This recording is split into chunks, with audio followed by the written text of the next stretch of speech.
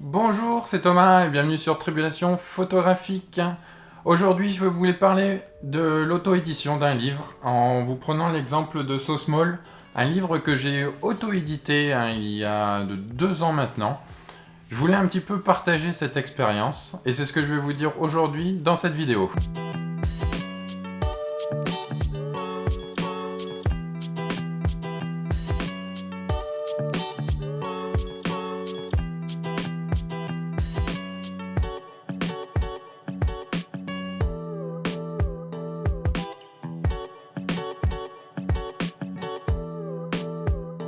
En effet, il y a 2 ans, je me suis lancé dans l'aventure. Une idée un petit peu folle, de auto-éditer mon livre. On me demande régulièrement comment auto-éditer, comment faire un livre ou un zine. Alors je reviendrai un petit peu plus tard dans une autre vidéo sur la confection d'un zine. Aujourd'hui, je vais vraiment me concentrer sur le livre. Comment faire un livre ? Comment le penser, comment le préparer. C'est tous ces sujets que je souhaite aborder avec vous aujourd'hui. Alors encore une fois, c'est quelque chose que je répète très régulièrement dans mes vidéos. Tout part d'un projet photographique. Mon cheminement, ça a été quoi faire de photos faites durant une longue période. Donc c'est tout le travail fait sur le quartier de la Défense, où je commençais à avoir un nombre assez important de photographies et qui commençait à donner quelque chose. J'ai donc pensé le livre comme une solution de montrer ce travail. Le livre va vraiment être le résultat de la démarche photographique. Ce que j'aime bien dans ce média, c'est qu'il va permettre de donner une certaine homogénéité à son travail, et le livre va pouvoir vous permettre de raconter, ou non, une histoire au fil des pages. Comme pour un projet photographique, le travail le plus important, le plus compliqué, va être l'editing. Alors pour ça, il y a plusieurs solutions. Il y a bien entendu l'utilisation de votre catalogueur. On va réaliser une sélection d'un ensemble de photographies qui vont pouvoir être mis dans le livre. Alors comme catalogueur, je pense notamment à Lightroom, mais il est très bien possible de le faire avec Picasa, avec XNView, avec Bridge, avec Capture One, je suis sûr. Il n'y a vraiment aucune limite là-dessus. Voilà, l'idée c'est d'utiliser l'outil qui vous convient à vous. Je sais qu'il y a certains collègues photographes qui ont leur méthode personnelle, qui n'aiment pas les catalogueurs du type Lightroom et qui vont alors utiliser un dossier tout simplement sur leur ordinateur où ils vont pouvoir classer toutes les photos retenues pour ce livre. Donc là c'est vraiment un travail qui va être long, un travail de longue haleine où il va y avoir des allées et venues pour ajouter, supprimer des photographies en fonction un petit peu de ce qu'on ressent. Je dirais que c'est vraiment un travail qui peut se faire sur l'ordinateur jusqu'à cette étape-là, mais il y a une étape qu'on va pas pouvoir éviter, ça va être le fait d'imprimer des tirages de lecture. En effet, c'est déjà important dans le cadre d'un projet photographique pour pouvoir sélectionner ces photos, mais pour la confection d'un livre, c'est encore plus primordial. Le fait de garder vos tirages de lecture va permettre de les déplacer. On va pouvoir ainsi commencer à faire ce qu'on appelle le fil de fer de son livre. Donc pour ma part, j'avais vraiment imprimé les photographies, la 50aine de photographies qui avaient été retenues dans un premier temps pour la confection du livre. Je les ai toutes imprimées au format peut-être 15-15, puisque du coup les photos sont des photos au format carré. 15-15 ou peut-être un tout petit peu plus grand, peut-être 18 par 18, et je les ai tous étalés sur le sol. Ça m'a permis déjà un petit peu d'élaborer le fil de fer, c'est-à-dire créer au fur et à mesure un petit peu quelle photo allait être à quelle place. Voilà, le fait de les avoir sous format papier, de pouvoir les toucher, c'est vraiment très important et ça facilite grandement leur manipulation. Vous pouvez ainsi très facilement modifier une photo par rapport à une autre, les déplacer, changer l'ordre. C'est vraiment primordial à cette étape-là. Et cette étape, en fait, c'est vraiment une étape clé puisqu'elle est à l'origine ensuite de la maquette de la photographie. En effet, si vous avez déjà réussi à faire quelque chose sur le sol avec vos photos papier, ensuite vous avez juste, entre guillemets, à transformer ceci sur l'ordinateur, sur le logiciel de conception qui va vous permettre de faire votre maquette du livre. Mais en plus de ça, quand vous allez faire la maquette, il va falloir créer un certain dynamisme entre les pages. Et pour ça, quoi de mieux que de s'inspirer de livres photos qui, je suis sûr, regorgent dans votre bibliothèque si vous suivez les conseils du podcast et des vidéos ici. Voilà, l'idée c'est de prendre quelques livres photos. Pour ma part, je me souviens avoir pris peut-être une quinzaine de livres photos que j'apprécie énormément, les feuilleter, vraiment d'étudier un petit peu comment ils étaient faits afin de trouver un petit peu le rythme que j'allais mettre moi dans mon livre. J'ai ensuite utilisé le logiciel InDesign d'Adobe que je possédais déjà car du coup j'ai coédité le webzine Flash. Je vous mets les liens dans les notes de la vidéo si vous voulez aller voir un petit peu, même si elle commence un petit peu à disparaître le webzine. Voilà, c'est un logiciel que je possédais déjà, donc j'ai pas dû l'acquérir en plus. Donc voilà, ça m'a permis de l'utiliser. C'est un logiciel qui est professionnel. Je sais qu'après discussion avec les imprimeurs que j'ai pu rencontrer, il y avait aussi le logiciel Express qui est très utilisé dans le monde professionnel.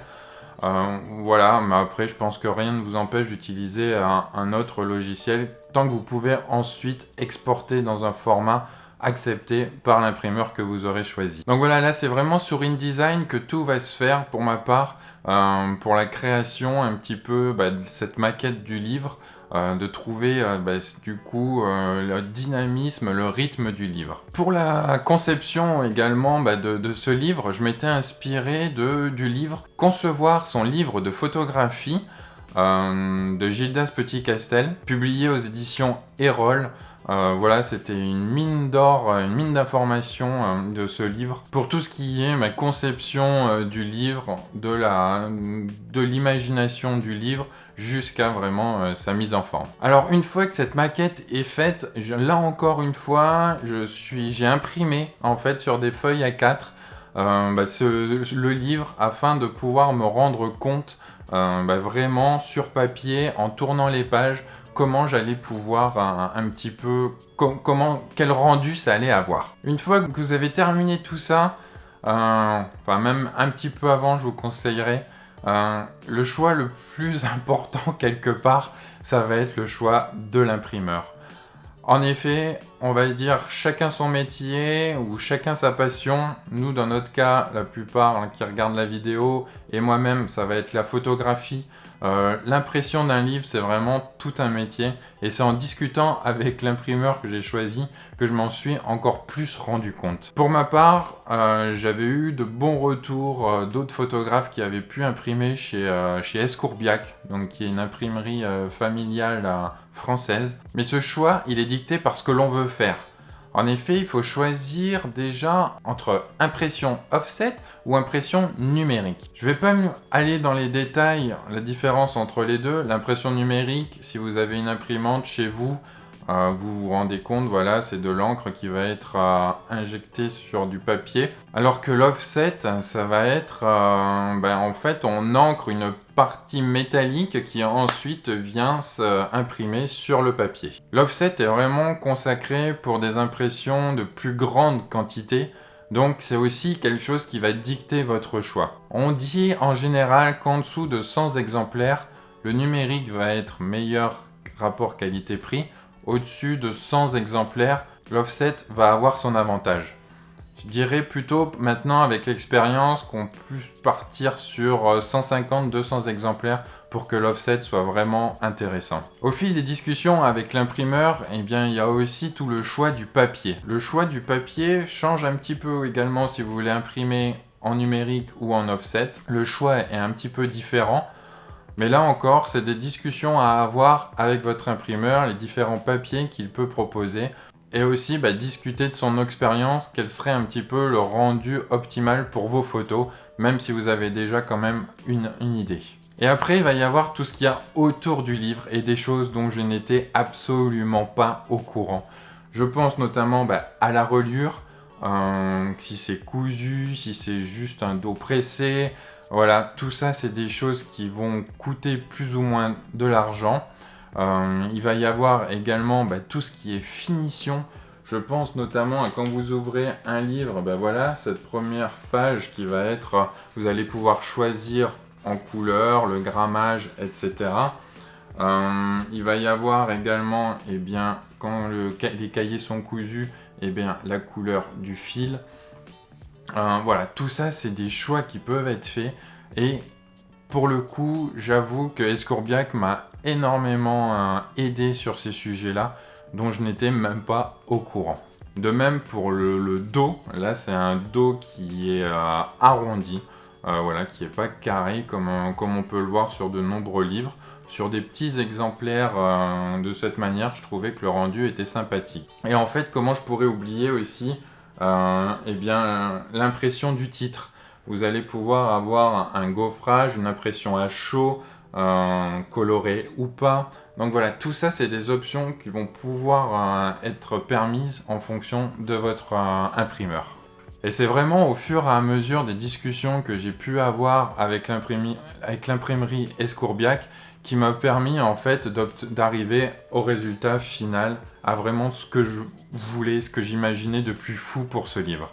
Alors certes, ça fait augmenter un petit peu le devis original, mais finalement, une fois qu'on voit le livre, qu'on l'a imaginé, qu'on a vu ces options-là, c'est vrai que c'est très très dur ensuite de revenir un petit peu en arrière et de se dire « Ah là là, la finition, elle va être moins bonne que ce qu'on pourrait avoir ». Donc en fait, moi, en ce qui me concerne, j'ai augmenté un petit peu le nombre de tirages, le nombre d'exemplaires pour pouvoir en fait prendre en compte l'ajout notamment de l'impression à chaud pour le titre So Small. Là, votre livre, il commence vraiment à prendre vie. Et il y a des échanges qui sont faits avec l'imprimeur. Vous lui envoyez les fichiers, vous lui envoyez des tirages également qu'il puisse un petit peu voir le rendu que vous souhaitez. Et voilà, l'énorme avantage qu'il y a avec l'imprimerie Escourbiac, c'est que j'ai pu me rendre le jour J, le jour de l'impression du livre, dans leurs locaux à Groslay, dans le Tarn. C'est environ à une heure, une petite heure de Toulouse. Voilà, j'ai pu me rendre sur l'impression, pour signer le bon à tirer et pour me rendre compte un petit peu de comment était réalisé le livre, comment le livre prenait vie. Vous pouvez le voir là sur ces vidéos que j'ai pu faire, un petit peu vraiment la taille impressionnante des machines qui permettent d'ancrer le papier pour ensuite donner une palette de papier qui ensuite partira pour la confection du livre à proprement parler. Alors parce qu'il faut en parler quand même et parce que tout ça a un coût, je voulais absolument parler du financement. Imprimer un livre, ça coûte cher. Alors c'est un petit peu le Graal pour un photographe, très sincèrement. Moi je me suis fait plaisir et puis je me dis voilà, on n'a qu'une vie, allons-y, je pouvais me le permettre. Je me suis lancé dans l'aventure, mais voilà, ça a vraiment un coût qui n'est pas négligeable, c'est clair. Il faut pas penser faire un livre pour être rentable, pour gagner de l'argent. À ce niveau-là, voilà, je pense que plutôt il faut voir le livre un petit peu comme votre portfolio, comme une carte de visite et dire voilà, je l'ai fait, j'ai réussi à imprimer un livre, à auto-éditer un livre et à le vendre. Pour ma part, j'ai tenté l'aventure du crowdfunding, c'est-à-dire que j'ai pendant un mois sur KissKissBankBank demandé, avant même que le livre existe, lancer une prévente du livre. Je vendais à un prix un petit peu plus avantageux que le prix aujourd'hui du livre, mais voilà, c'était on va dire, ça a permis de minimiser les risques financiers que j'ai pu prendre en auto-éditant ce livre. J'avais comme objectif de trouver 3000 € et ça a été le cas. J'ai récolté 3300 € sur ce mois de pré-vente avec près de 90 personnes déjà qui ont préacheté le livre avant même qu'il soit confectionné. Et pour ça, jamais je ne remercierai assez ceux qui m'ont fait confiance. Après, je vais être clair avec vous, 3000 €, ça prenait pas tous les frais. En tout, j'en ai eu pour 4500 € il me semble, pour confectionner ces 250 exemplaires avec les finitions que j'avais choisies, bien entendu. Il est tout à fait possible de pouvoir imprimer pour moins cher, avec des finitions pas forcément aussi poussées. Voilà, moi après je me suis fait plaisir et puis j'avais envie d'obtenir un très bel objet. Comme autre financement possible, il y a aussi des financements institutionnels. On va pouvoir peut-être décrocher des bourses à droite, à gauche. Moi personnellement, j'avais absolument aucun contact et je ne ressentais pas ce besoin de passer beaucoup de temps à aller essayer de démarcher des institutions. Je pense qu'il y a vraiment des photographes professionnels qui ont déjà énormément de mal. Je ne pense pas qu'ils auraient pu soutenir un photographe amateur comme moi. Et donc voilà, parce que ça en arrive au financement personnel. C'est sûr que voilà, pour financer ce livre, il y a forcément une part de financement, de risque personnel à prendre, à financer le livre.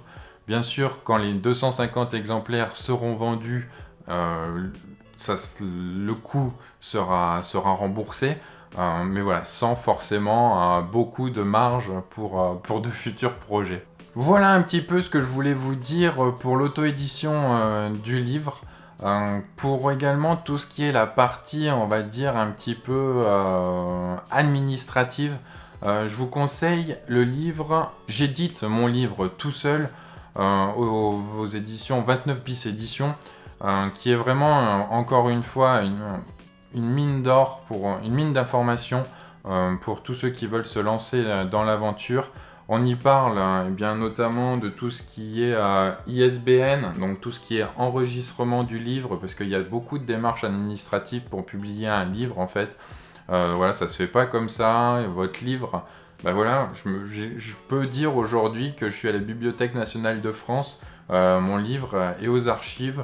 La Bibliothèque nationale de France garde un exemplaire de tous les livres qui sortent dans le commerce. C'est ce qu'on appelle le dépôt légal et c'est une obligation de laisser un exemplaire à la Bibliothèque nationale de France. En partie administrative, il y a également tout ce qui est impression obligatoire, donc avec le nom, le prénom, où est-ce que le livre a été imprimé, quand, la date du dépôt légal et le numéro ISBN. Voilà. C'est pas forcément très compliqué, ce sont un petit peu de paperasse, de courrier à faire, mais voilà, c'est très intéressant également de savoir ça quand on se lance dans l'aventure. Je pense avoir fait un bon petit tour sur comment confectionner ce livre, comment auto-éditer son livre également. Comme je vous l'ai dit, j'ai imprimé à 250 exemplaires. Si jamais vous voulez soutenir la chaîne, une solution c'est également d'acheter ce livre. Si le travail vous plaît, si vous voulez rajouter un livre dans votre bibliothèque, surtout n'hésitez pas. Ça me fera un grand plaisir, ça m'aidera beaucoup moi à réduire mon stock. Il reste encore quelques dizaines d'exemplaires, donc n'hésitez pas. Comme d'habitude, je mets les liens en dessous de la vidéo. Vous pouvez vous rendre sur mon site pour pouvoir acheter le livre. Si vous avez aimé cette vidéo, eh bien, je vous laisse laisser un petit pouce bleu juste en dessous. Si vous avez encore des questions, surtout n'hésitez pas à les mettre en commentaire. Je me ferai vraiment un plaisir d'essayer de vous répondre en fonction de mes connaissances. Ou autrement, j'essaierai de trouver l'information où je peux. Mais je pense que j'ai balayé une bonne partie du sujet. N'hésitez pas à partager comme d'habitude cette vidéo. N'hésitez pas à vous abonner juste en dessous si ce n'est pas encore fait. Et je vous dis à très bientôt dans une nouvelle vidéo sur Tribulation photographique. Bye bye!